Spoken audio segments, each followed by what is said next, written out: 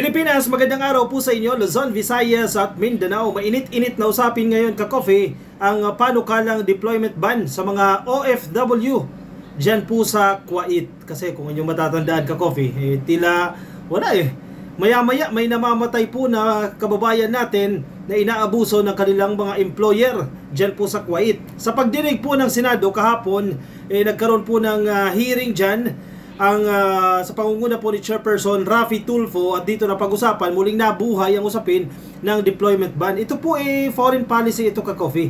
Ang pagpapatigil ng pagpapadala ng mga OFW dyan po sa Kuwait ay isa pong bahagi ng foreign policy, at ang magdidesisyon po nito ay ang administrasyon ni Pangulong Bongbong Marcos. So lumalabas na hiling po ng ating senador ni Senator Raffy Tulfo na ikonsidera ang deployment ban, kasi hindi naman talaga problema ang mga OFW, kasi base doon sa pagdinig, malinaw na fit yung mga ipapadala nating OFW na papasok bilang domestic helper, papasok po bilang kasambahay dyan po sa employer nila sa Kuwait. Ang problema, yung Kuwaiti employers, at sa tingin ko may pananagutan din dyan ng gobyerno, at yan ang panawagan ni Senator Raffy Tulfo. Sige, pakinggan muna natin ka-coffee yung ilan sa highlight doon sa pagdinig na yan kahapon dyan sa Senado. Sa PIDOS, contact number, and then bawal ang walang work experience ng OFW natin punta sa Kuwait. Perfect, excellent, 100%. But hindi naman problema ang ating mga OFW. Ang problema, yung mga employer sa Kuwait. Sila ang problema. Mga OFWs natin masisipag.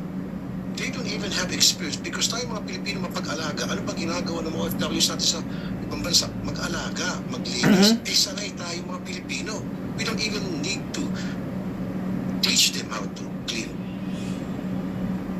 Endemic na sa mga Pilipino yan na malilinis tayo sa sarili natin.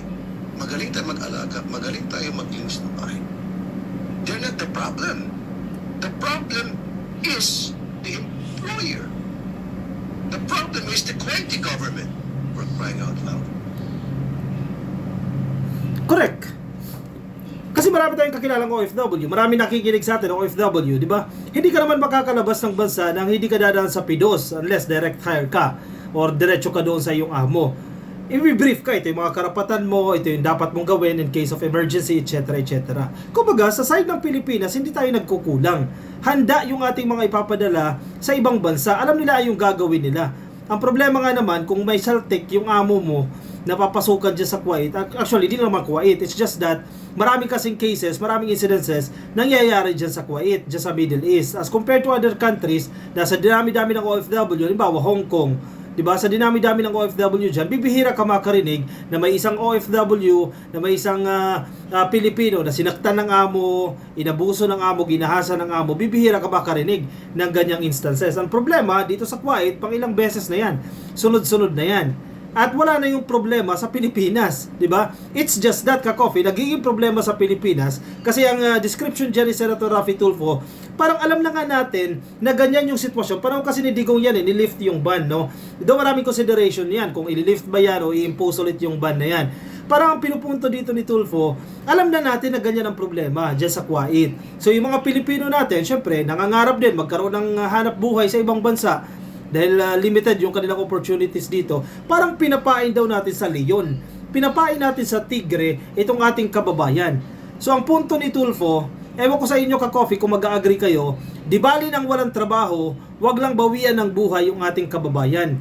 Di bali nang hindi tayo magpadala ng 1,000 tao dyan sa Kuwait, basta wala tayong kababayan na matsuchugi. Ang punto niya, marami pang ibang bansa na tumatanggap sa mga Pilipino. Kasi kung pagdating lang naman sa skills ng mga Pilipino, halimbawa ng domestic helper, kung mga endemic na nga yung kanyang description dyan natural na sa atin yan na mahuhusay tayo. Si PBBM mismo ang nagsasabi, tayo hinahangaan ng mga banyagang employers dahil sa sipag nating mga Pilipino. Di ba? So bakit ipagdidikdikan natin yung ating sarili? Bakit isisiksik natin yung ating sarili dyan sa Kuwait? Where in fact, napakarami pong options para sa atin. So, nabuhay ang usapin. Dapat bang itigil na ang pagpapadala ng mga Pilipino? Kasi currently, ang policy kapag wala kang experience, bawal, di ba? Restricted. I'm not sure lang kung currently ini-impose yan or merong restrictions kasi may binabanggit kahapon si Secretary Kakdak, no, na parang kinakailangan meron kang experience or prior to your deployment dyan po sa Kuwait, dapat meron ka ng experience, no? So, total ban. Yan ang usapan ngayon. Dapat ba magkaroon ng total ban? Hayaan na yung mga nandoon na, yung satisfied sa kanilang amo, hayaan na, pero wag nang dagdagan pa. Yun yung posible kasing pwedeng gawin dyan eh. Basahin natin ka-coffee, itong balita rito nasa Philstar, actually kaliwat ka ng pahayagan, ito na po yung kanilang mga paksa. Tulfo wants total OFW deployment ban to Kuwait. Ayan, total deployment ban. Wala na talaga, zero. Wag na magpadala dyan. Senator Raffy Tulfo yesterday renewed his call for a total deployment ban to Kuwait following the deaths of 2 overseas Filipino workers in the Arab country. Correct. Bakit si Tulfo nag-iimbestiga? Siyempre sabihin ng iba, may epal na naman si Tulfo dyan. Ba't siya may epal? Bakit siya nag-iimbestiga?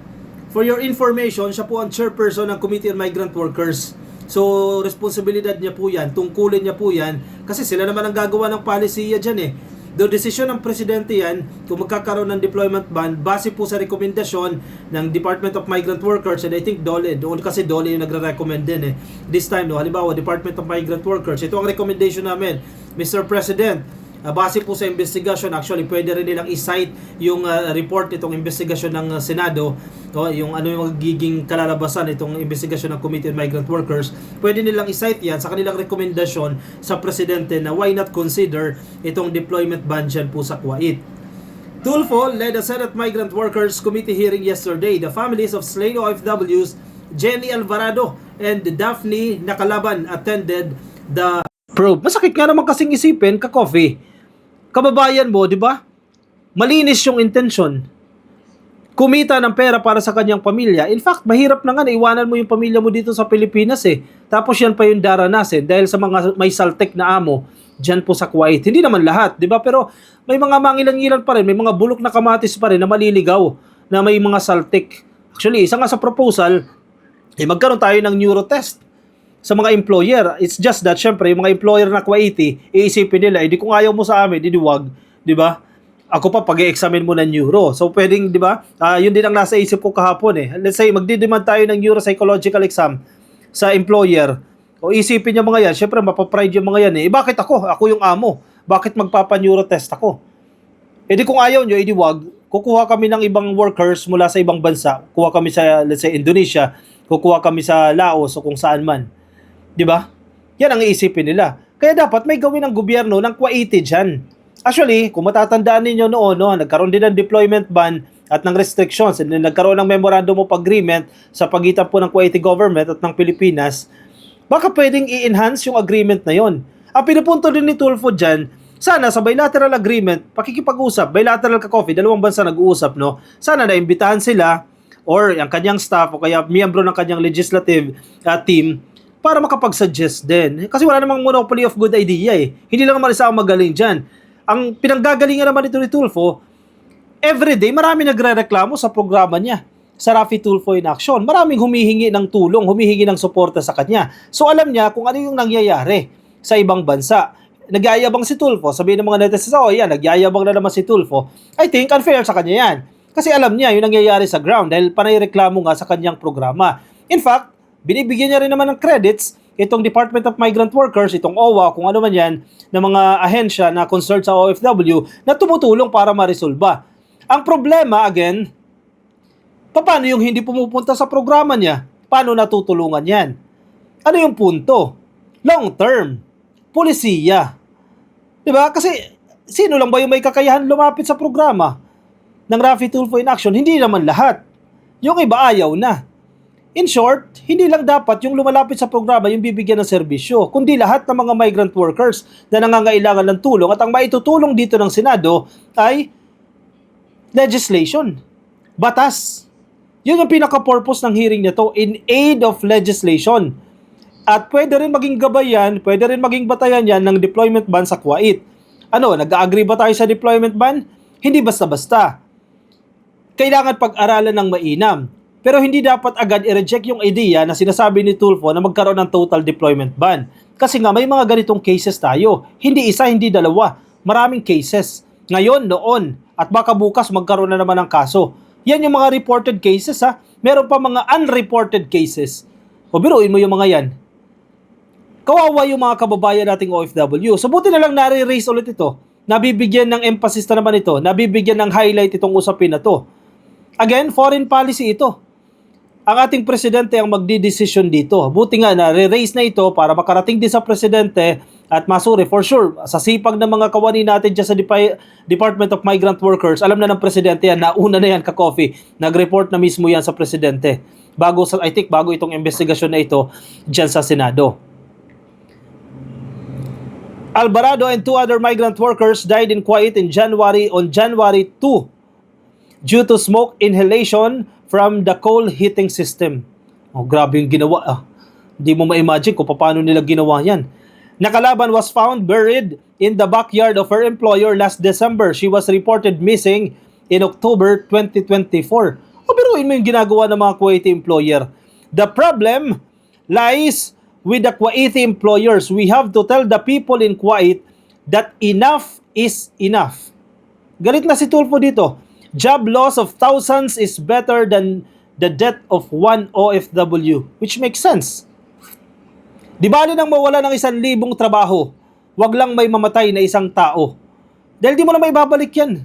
Ang trabaho, makahanap ka pa. May ibang trabaho ka pang pwedeng pasukan.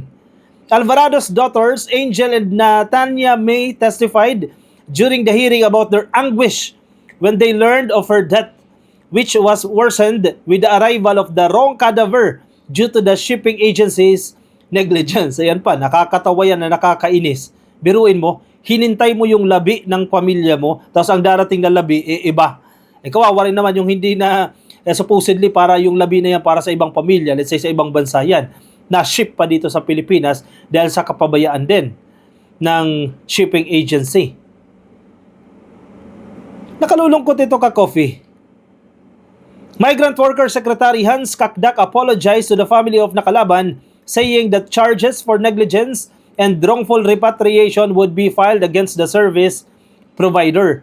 Tulfo said that he believed there was foul play with Alvarado's daughter, claiming she earlier called the Kuwaiti police on her employers. Kakdak asked for a week to consider Tulfo's proposal for Malacanang to declare a total deployment ban to Kuwait. In fairness kay Kakdak, masipag si Kakdak, hindi mo maki-question yan. Kasi from the very beginning, trabaho niya talaga yan.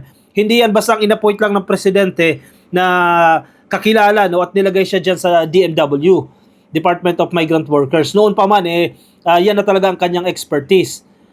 Welfare ng ating mga OFW. And very open naman siya. I-recommenda or titingnan, pag-aaralan, no, para i-consider itong deployment ban. Siyempre, marami din tayong mga OFW na medyo gumastos na rin, di ba? Marami tayong mga kababayan na ongoing na yung kanilang processing, yung magtutungo ng Kuwait. Kasi maya't maya naman yan sa dinami-dami ng mga ahensya dito sa Pilipinas na nagpo-proseso ng mga OFW na ipapadala dyan sa Kuwait. Siyempre, gumagastos na rin sila. But siyempre, you have to consider din, worth it ba yung paggastos ninyo para sa future ninyo? Paano if ever, wag naman po sana no, mangyari sa inyo yung nangyari sa ating mga kababayang OFW, yung sinapit nila, which is mas masama yan. Minsan, timbangin din natin, halimbawa, gumastos ka na ng 50,000 o gumastos ka na ng 70,000, processing yan para makapunta ka ng Kuwait, and then siguro, ang expectation mo, by March, makakalipad ka na, di ba, makapunta ka na ng Kuwait. Ang problema nga, kailangan may gawin itong gobyerno natin. Kasi kung hindi kumikilos ang Kuwaiti government, syempre ma-pride sila Kumbaga kami yung boss dito kayo lang empleyado Kailangan may gawin tayo. At ito nga yung proposal, yung deployment ban. Palakasin na lang natin.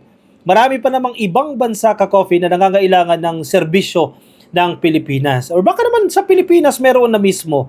Diba? I-check natin yung mga nagpo-proseso na ng inyong papeles. Why not consider applying in other countries? Or why not maghanap? Baka naman po may mahahanap pa kayo. Kahit hindi man kasi laki na sahod ninyong inaasahan sa ibang bansa, baka dito sa Pilipinas, meron po. Why not consider yung options na yan? Diba? Huwag na nating hintayin, humantong tayo sa ganong sitwasyon na uuwi tayo aalis tayo ng bansa, yung pangarap natin, buhay na buhay para sa pamilya, and then we'll go back to our country na wala na tayong buhay. Hindi na maibabalik yan. Kawawa din yung pamilya na yun din ang purpose kung bakit kayo lumabas, di ba? O siya, sige ka coffee.